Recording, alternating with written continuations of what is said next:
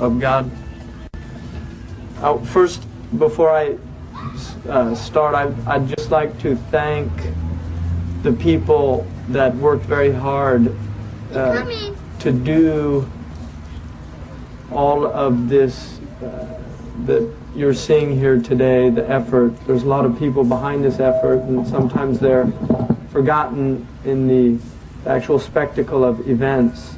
The people that come before everything and set up everything, and the people that go out of their way to do things like this, to put flowers there, which is always a feminine touch. So I'd like to thank Khadija O'Connell, who did, and I hope everybody, inshallah, make a prayer for her and her family and her husband, who happens to be on Hajj right now, and she stayed behind to hold down the fort. That's why they say behind every great man is a great woman, and behind every great woman is herself. And also for the volunteers here at Zaytuna, and all of the guests, and Imam Zaid also, who took time from his community, because he has a thriving community on the East Coast, and he took time from his community to come out and spend some time with us on the Eid.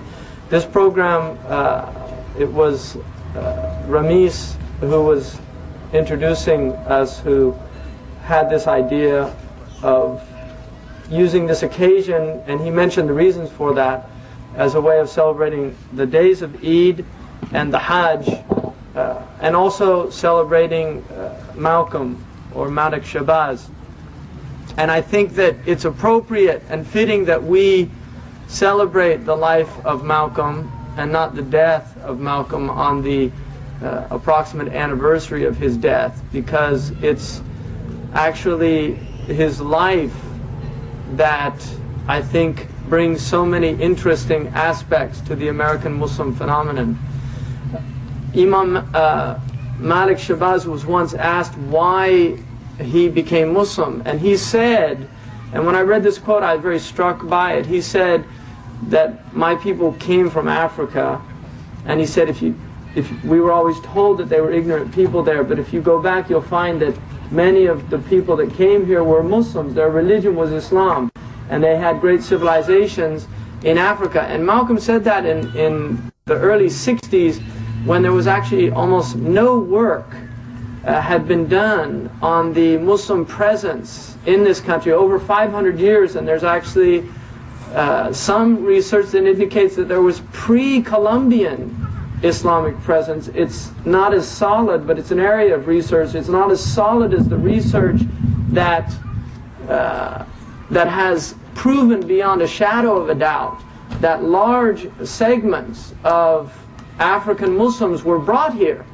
as slaves, and they set up Quran schools, and they attempted to maintain their religion in spite of a society that was stripping them not only of their religion but of their dignity, of their clothes, of everything. I actually met an African American woman who wore a hijab, and I said, "Are you Muslim?" She said, "No." And I asked her why she was wearing a hijab. She said, "Because when my ancestors were brought here, they were stripped of their clothes. So I just want to wear the clothes like the Muslims have, so that nobody can strip me of my clothes." And so these people that came here and lived as Muslims in this land despite all these odds, and I recommend all of you to read a book by Sylvian Diouf called The Servants of Allah. And it's a beautiful book, which was a result of Alan Austin's research, a very wonderful professor who we brought here for the Forgotten Roots Conference. He did the research. Now I want to show you the impact of a man's life.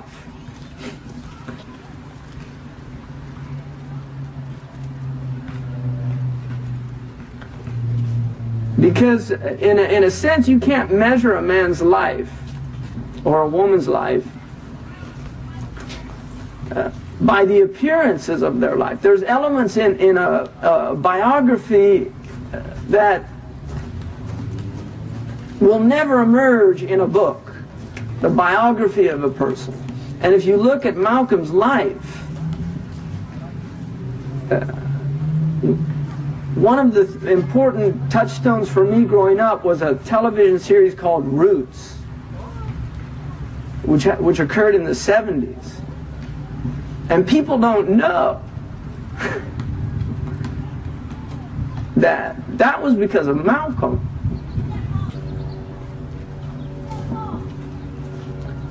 That he said when he told Alex Haley, you know, that we were Muslims. And Alex Haley took that seriously, and he started researching and found out it was true.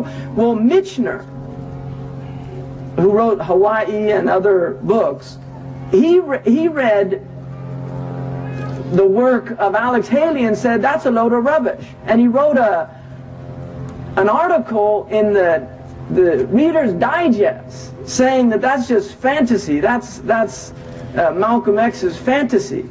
There weren't any Muslims here. Well, Alan Austin read that article. And Alan Austin spent the next several years of his life writing an 800-page academic documentation of the presence of several million Muslims in this country.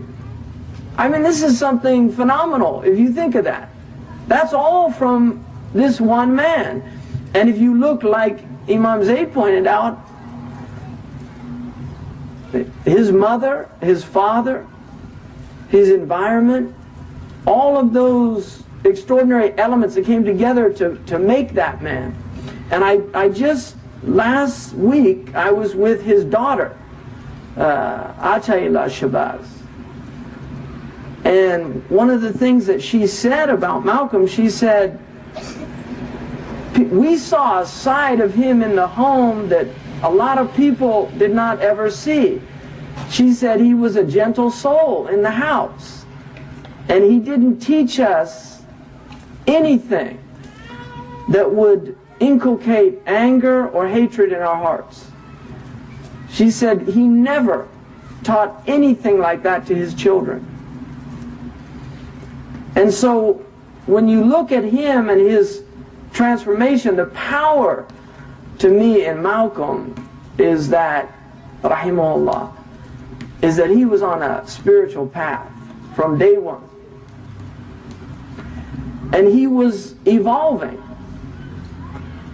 And he was somebody who was big enough to jettison whatever he was carrying when he recognized it was no longer necessary to carry it. Everything in his life, as far as I'm concerned, was a necessary event. Because a man's life is the aggregate of the moments that make up his life. The fact that he became a criminal was necessary to understand something about the conditions of oppressed people and the alternatives that oppressed people have. And if you look at Ibn Khaldun, one of the great thinkers and sociologists of human history, he is a human figure. He is not the property of Muslims. In the book by Mark Van Doren, or Charles Van Doren, his son, called The History of Knowledge, one of the acknowledgments he gives in that book, in the section on acknowledgement, was to Ibn Khaldun. Toynbee, who wrote a book called Toynbee's History, which is over 10 volumes. The most influential historian on his life was Ibn Khaldun. So people read Toynbee's history and they don't realize they're influenced by a 9th century Moroccan, Tunisian, Andalusian scholar. So all of these extraordinary influences that are out there, and so many of these influences came together in his life, this man, Malik Shabazz. Entering into the nation of Islam was necessary phase for him because he had to break something in himself. And what he was breaking was what Ibn Khaldun says happens to oppressed people, which is indolence, which is trickery, which is attempts to escape responsibility, because that has been removed from them. Like Imam Zayd said, if somebody's always, every time you get into the race, there's a foot there to trip you, it's very difficult to stay in the race. And when the other ones are so far ahead of you, you can lose hope and just give up and not want to run anymore. So he had to understand all of those things, and that's why as he emerged out of that, he was able to address all of those things that he had experienced with a type of sincerity and legitimacy that you don't find in a theoretician. I can write a book of theory about how to solve the problems of drug addiction, but